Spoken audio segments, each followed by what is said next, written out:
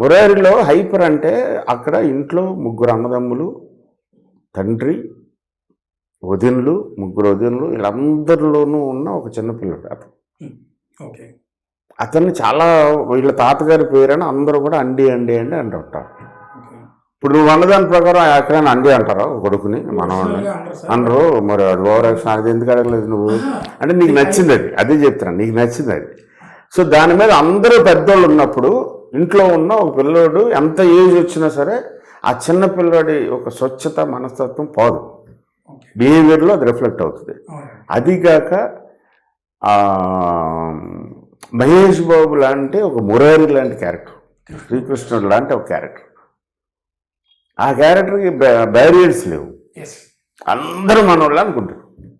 అందుకని ఫైనల్లో క్లైమాక్స్లో విలన్ మా అమ్మాయిని చేస్తుంటే అక్కడ చూసి కోపం వచ్చి మళ్ళీ వెంటనే నవ్వుతాడు. ఎందుకంటే ఆడు కజినాడు, ఆడు పొడి చేసిన తర్వాత ఆడు పొడి చేస్తే కూడా ఎంత పని చేసేవారు ఆ బుల్లిగా అంటాడు. సో అలాంటి క్యారెక్టర్ అది. అందుకని ఆ బ్యారియర్స్ లేని ఒక మెంటాలిటీ, ఆ బ్యారియర్స్ లేని ఒక బిహేవియరు. ఆ పాత్ర అంత డామినేటివ్గా వచ్చింది, పర్ఫెక్ట్ డామినేటివ్గా. సినిమాలో 90% ఆ పాత్ర డామినేటివ్ ఎక్కువ ఉంటుంది. శాపం అనేది ఉంది కదా, అమ్మవారి విజువల్ ఎఫెక్ట్స్ అలా రావడం అదంతా ఉంది కదా, అది థ్రిల్లర్ లిటరల్లీ. ఇది సూపర్ డ్రామా. 16,000 మంది గోపిల మధ్యలో ఒక కృష్ణుడు టైప్లో ఒక సూపర్ డ్రామా. ఇటు శాపం రెండింటిని లింక్ అయినా కానీ ఈ శాపాన్ని తగ్గిస్తూ అది ఎక్కువ డామినేటివ్గా ఉంది. క్వాలిటీ కంట్రోల్ ఏంటో రెండు మ్యాచ్ చేయవు కదా అని క్వశ్చన్ మార్క్ నీకు రాలేదా? రాలేదా? అది అలాగే ఉండాలి.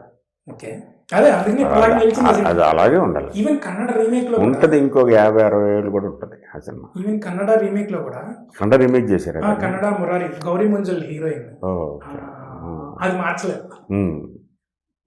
అది. ఎస్, బట్ ఐరనీ ఏంటంటే థ్రిల్లర్ ఇష్టపడే నేను ఇది ఎక్కువ ఉంటే బాగుంటుంది కదా అని నేను ఆశపడ్డాను.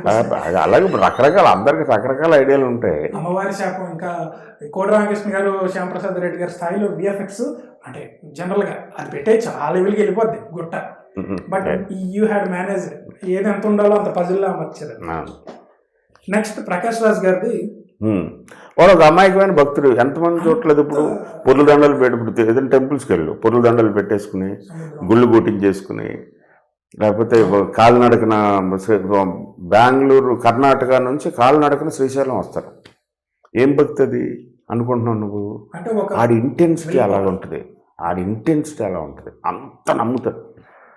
సో ప్రకాష్ రాజ్ క్యారెక్టర్ నౌకరాజు ఆయన సముద్రంలో అలా అంటే ఒక అమాయకమైన క్యారెక్టర్. సో అందుకనే స్వచ్ఛత వల్ల అందరూ మనవాళ్ళు, అందరూ మంచివాళ్ళు అనుకుంటారు, దండం పెడతాను. సో అందులోంచి వచ్చింది అది. అది నువ్వు ఏదైనా అనుకుంటే నాకేం ప్రాబ్లం లేదు, నేను ఏమనుకోను సార్. ఏదో అన్నది సటిల్ అని కూడా కాదు, అది హైపర్ గానే ఉండొచ్చు. వైల్డ్ యాక్షన్ ఓవర్ యాక్షన్ కింద కన్వర్ట్ అయిపోతుంది. అది ఎవరు డిసైడ్ చేస్తాడు? వైల్డ్ యాక్షన్ అనేదానికి ఓవర్ యాక్షన్ అనేదానికి డెఫినేషన్ ఎవరు చెప్తాడా? అంటే చూసి ప్రేక్షకుడు కొంచెం ఎక్కువ చేసేరే అని ఒక్క క్వశ్చన్ మార్క్ వచ్చినా కానీ. అవును, ఇప్పుడు 400 మందిలో ఒకడు క్వశ్చన్ వేస్తే ఇప్పుడు వాడిది మెజారిటీ అవుతుందా? 399 మంది పరిస్థితి ఏంటి? నచ్చివాడు ఒకడు ఉంటాడు సార్, ఉంటాడు డెఫినెట్. చాలా మంది ఉన్నారు, అందుకే సినిమా ఆడింది కదా. అంటే ఫస్ట్ ప్రేక్షకుడు మీరైతే ఈ సినిమాకి మీకు అనిపించలేదా? ఒక్కడు మీరైతే ఏంటి? కాదు, నాకు అనిపించలేదు. నేనే కదా డిజైన్ చేసింది, ఈ క్యారెక్టర్ ఇలాగే ఉండాలిరా అలాంటి వాళ్ళు నేను చూసే చాలా మందిని. Okay okay okay. సో ఉంటారని అనుకున్నాను. There are so many. మీరు చూడకపోతే నేనేం చేయడానికి? అది అడుగుదాం కాదులే, కాదు అది కాదులే, మీ సాడీజులు వేరే. నేను చెప్పి కదా ఇందాక. 4వ క్వశ్చన్ ఇంకోటి ఏంటంటే 4 పాయింట్లు యాక్చువల్లీ అందులో ప్రకాష్ రాజ్ పాత్ర, తల్లి పాత్ర, మురారి, అంటే 4 అయిపోయినాయి. సో ఇది దానికి ప్లస్ ఒక్కొక్క భాషకి ఒక్కొక్క సౌండ్ ఉంటుంది, ఒక్కొక్క శబ్దానికి ఒక్కొక్క సౌండ్ ఉంటుంది. దాన్ని మామూలుగా ఇలా మాడుకుంటారు, అలా మాడేవాళ్ళు కూడా ఉంటారు, నాన్న వాళ్ళు ఉంటారు. సో ఇలాగే ఉండాలి, అలా ఉండకూడదు అని కాదు. రకరకాల ఆ క్యారెక్టర్, ఆ సిచ్యువేషన్ బట్టి, ఆ సీన్ని బట్టి, ఆ సినిమాని బట్టి, అది తీస్తున్న ఏరియాని బట్టి అక్కడ ఎమోషన్ బట్టి బిహేవియర్ ఉంటుంది. కృష్ణవంశీ సినిమాలో వైల్డ్ యాక్షన్ బాగా గుర్తుండిపోద్ది జనరల్ గా మ్మ్. అందరికి. అంటే కొన్ని పాత్రలు ఐకానిక్ పాత్రలు మ్మ్. జనరల్ గా. కానీ కొన్ని సినిమాల్లో ఓవర్ యాక్షన్ గా ఆ వైల్డ్ యాక్షన్ కన్వర్ట్ అవుతుంది. ఉమ్, మీకు ఉదాహరణలు 3 చెప్తాను సార్. ఉమ్, 3. నక్షత్రం సినిమాలో ప్రజ్ఞా జైస్వాల్ అతిగా ఎమోషనల్ అయ్యి బాస్టర్డ్ అనే పదాన్ని చాలా స్పష్టంగా వాడడం. ఉమ్, అంటే ఆమె తిట్టాలి వస్తుంది, కానీ ఆమె కంటిన్యూస్గా అదే పదాన్ని వాడడం చూసి జనాలకి ఎబ్బెట్టిగా అనిపించింది. First point. రెండో పాయింట్, హీరో తల్లి పాత్ర చేసిన తులసి గారు క్లైమాక్స్లో ఎమోషనల్గా అయ్యి పాట పాడుతూ చేసిన అతి అనిపించే యాక్టింగ్. ఉమ్, నక్షత్రం క్లైమాక్స్లో సందీప్ కిషన్ తల్లి పాత్ర చేసిన ఆవిడ ఒక చిన్న సాంగ్ లాగా కన్వర్ట్ అవుతుంది. ఉమ్, ఏంటిది ఏమైంది కృష్ణవంశీకి అన్నాడు నా పక్కన కూర్చున్నాడు. నేను కాకినాడ చాణక్య చంద్రగుప్తలో సినిమా చూస్తుంటా. ఉమ్, కామన్ సెన్స్ చాలా ఎక్కువ ఉంటుంది కదా, ఏంటిది ఇప్పుడు పాట పాడుతుంది ఇక్కడ ఉమ్, అన్నాడు. ఉమ్, వాడి ఇరిటేషన్ నాకు నిజంగానే అనిపించింది.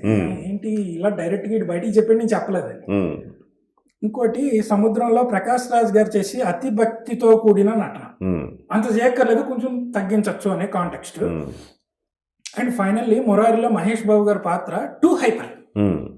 ఇంకా ఉమ్, ఆ హైపర్ అరికాల నుంచి తల దాకా వచ్చింది. ఆ హైపర్ అంత యాక్టివ్ గా ఇప్పటి వరకు మురారి తర్వాత చేయలేదు. నానిలో చేశారు, నేను కాదు ఎస్జే సూర్య సినిమా ఉమ్, 5 ఏళ్ళ పిల్లలుగా నటించాలి కాబట్టి చేశారు. బట్ మురారి అంత హైపర్ కాదు. ఉమ్, అంత అవసరమా సార్? కొంచెం నటనలో క్వాలిటీ మేనేజ్మెంట్ అనేది అక్కడ ఎందుకు లేదు అనేది నా ప్రశ్న. ఉమ్, కదా. ఇప్పుడు దీనికి 2 రకాలుగా సమాధానం చెప్పచ్చు. ఇప్పుడు ఇది అడగటానికి నీ అర్హత ఏంటి ఫస్ట్? ఏమీ లేదు సార్, కదా, జీరో. అంటే ఎవడో రోడ్డు మీద వెళ్తూ రాయి వేసేయటం ఒక దాని మీద కాదు. నువ్వు అంటున్నావు, నేను ఇప్పుడు నువ్వు ఒక అభిప్రాయం నా మీద ఎక్స్ప్రెస్ చేసావు కదా, నేను ఒక అభిప్రాయం నీ మీద ఎక్స్ప్రెస్ చేసావు. రాయి వేసో మెంటాలిటీ ఫస్ట్. తర్వాత 1 by 1 రా చెప్తాను నీకు. నక్షత్రంలో ఎప్పుడంది బాస్తాడని, ఎప్పుడంది బాస్తాడని, ఎప్పుడంది అదే అంట, ఎప్పుడంది అటు చూపించాడు. తనీష్ అనే క్యారెక్టరు ప్రజ్ఞా జైస్వాల్ అలెగ్జాండర్ని ఎలా చంపేశాను అని చూపించాడు కదా. చూపించిన తర్వాత వాడితోటి కలకాలం సుఖంగా బతుకు ఆయుష్నా అంటదా అంది కదా. కడుపు మండిపోతుంది కదా. పైకి తీసుకొచ్చి కట్టేసాడు. అప్పుడు ఏమంటది? ఇప్పుడు ఏం చేయలేదు, చేయటానికి ఫిజికల్గా కట్టేసి ఉంది. అప్పుడు ఏమండాలి? ప్లస్ బాధ, చచ్చిపోయాడు, చంపేశారు, పరమ కిరాతకంగా చంపేశారు. అప్పుడు ఏమనగలదు? నువ్వు చెప్పు, ఏమనగలదన్నా? అంటే వటపత్ర ఛాయ అంటారు. అది కాదు సార్, నా ఉద్దేశం ఏంటంటే అక్కడ ఆవిడ అలా అనకూడదని కాదు, అలా అనొచ్చు అని కూడా. ఏంటిది ఇంతలా తిడుతుంది? ఇంతలా తిట్టడం అంటే అక్కడ నీ మేలుగా వస్తుంది, నీ మేలుగా వచ్చి విలన్ చంపచ్చు కదా అని. మరి రాలేకపోతుంది కదా, కట్టేసి ఉంది కదా. అదే కదా ఎమోషన్ అంటే. ఇది ఫస్ట్ అది ఎక్కువ రైజ్ అయింది కాదు, అంత రైజ్ అవుతుంది అంటే నీకు దాని మీద సానుభూతి లేదనమాట, ఎంపతి లేదనమాట. ఆ పిల్లకి జరిగిన అన్యాయం, అక్కడ విలన్ చేసిన దుర్మార్గం, ప్లస్ ఒక మంచి క్యారెక్టరు, ఒక ఐడియలిస్టిక్ పోలీస్ కాపుని చచ్చిపోయింది. నువ్వు దాన్ని ఎంజాయ్ చేసే రాక్షసత్వంలో ఉన్నావు అనమాట. దాన్ని ఎదిరించడం వల్ల దాన్ని ఆపోజ్ చేయటం అనే ఒక మానవత్వంలో లేదు నీ దగ్గర అని నేను అంటాను. అక్కడ మాక్సిమం ఫైట్ అయితేనే బాగుంటుందని అందరూ ఎక్స్పెక్ట్ చేసినట్టుగానే నేనే చేశాను. మరి ఫైట్ తర్వాత ఉంది, ఫైట్ తర్వాత ఉంది. నువ్వేంటంటే ఈలోగా స్టాంప్ వేస్తున్నావు. అది ఇది ఫస్ట్ డే. సో దాన్ని నువ్వు ఒప్పుకుంటావు. తప్పు మూసుకుని ఒప్పుకుంటా. అదే నెక్స్ట్ది వాళ్ళ మదర్ క్యారెక్టర్, హీరో తల్లి పాత్రగా చేసిన తులసి గారు క్లైమాక్స్ లో. తులసి గారు ఫస్ట్ నుంచి కూడా ఒక రకమైన ఒక ఇన్నోసెంట్ క్యారెక్టర్ ఆ సినిమాలో. అవునండి, ఓకే, ఇన్నోసెంట్ క్యారెక్టర్. అందుకనే మా ప్రతి చోట అయ్యో ఇదేంటి అదేంటి అని అంటూ ఉంటది. మీ సినిమాలో చాలా కామన్ గా చాలా క్యారెక్టర్స్ చేస్తారు కదా. అలాంటి ఇన్నోసెంట్ పీపుల్ నాకు ఇష్టపడతాను నేను. ఓకే, వాళ్ళకి ఏమీ లేకుండా ఉండేది. సో అలాంటి ఒక క్యారెక్టర్, ఆ క్యారెక్టర్ ఏదో ఇంటి దగ్గర చిన్న చిన్న పనులు చేసుకుంటూ కొడుకుని చేసి ఇన్స్పెక్టర్ అవ్వాలనుకుంటా. ఎవడో ఒకటి వెళ్ళని వచ్చి ఆవిడని ఎత్తుకొచ్చాడు ఇంటికి. సో దాని సీరియస్నెస్ ఆవిడ తెలియట్లేదు. ఇప్పుడు కొడుకు వచ్చేటప్పటికి, నా కొడుకు వచ్చేటప్పుడు నన్ను సేవ్ చేస్తాడు అన్న దాంట్లోంచి వచ్చింది అది. ఒక హ్యాపీనెస్ లోంచి వచ్చిన ఇది. వచ్చాడు చూడరా అని ఆవిడ అమాయకత్వం, ఆవిడ తాలూకు ఒక స్వచ్ఛత అని నేను ఫీల్ అయ్యాను. ఓకే ఇప్పుడు ఫైనల్ ఇప్పుడు మీరు అది తప్పు అన్నారు కాబట్టి అది ఓకే కాదు, అది ఓకే అన్న అది క్రియేటివిటీలో క్రియేటివ్గా ఉన్నప్పుడు, క్రియేటివ్గా కన్సీవ్ చేస్తున్నప్పుడు ఈ బెరామీటర్స్ ఉండవు. అది ఉంటే బెరామీటర్ అవ్వదు, ఫార్ములా అవుతుంది, ఓకే క్రియేటివ్ ప్రోడక్ట్ అవ్వదు. క్రియేటివ్ ప్రోడక్ట్ అన్నప్పుడు రకరకాల మనుషులు ఉంటారు, అందరూ ఇలాగే ఉంటారు, అందరూ నాలాగే ఉంటారు, అందరూ మన లక్ష్మణ్లాగా ఉంటారు, అందరూ ఇంకొకటిలాగా ఉంటారు, ఎవరికాడు సపరేట్గా ఉంటారు. డిఫరెంట్ క్యారెక్టరైజేషన్స్లోకి వెళ్తున్నప్పుడు రకరకాల మనుషులు తగులుతారు, వాళ్ళని ఇంబైబ్ చేస్తాం, అది ఉద్దేశం. బట్ ఐఎమ్ ఓకే, మీకు నచ్చకపోయి మీరు నన్ను తిట్టినా నాకు ఓకే కాదు చెప్తున్నా. నువ్వంటే మీరు ఆడియన్స్ వాళ్ళకి డబ్బులు పెట్టి సినిమా చూస్తారు కాబట్టి వాళ్ళకి కంప్లీట్ రైట్ ఉంటుంది. నా సమాధానం ఇది, నేను మిమ్మల్ని ఏదో రకంగా సాటిస్ఫై చేయడానికి ట్రై చేయట్లా.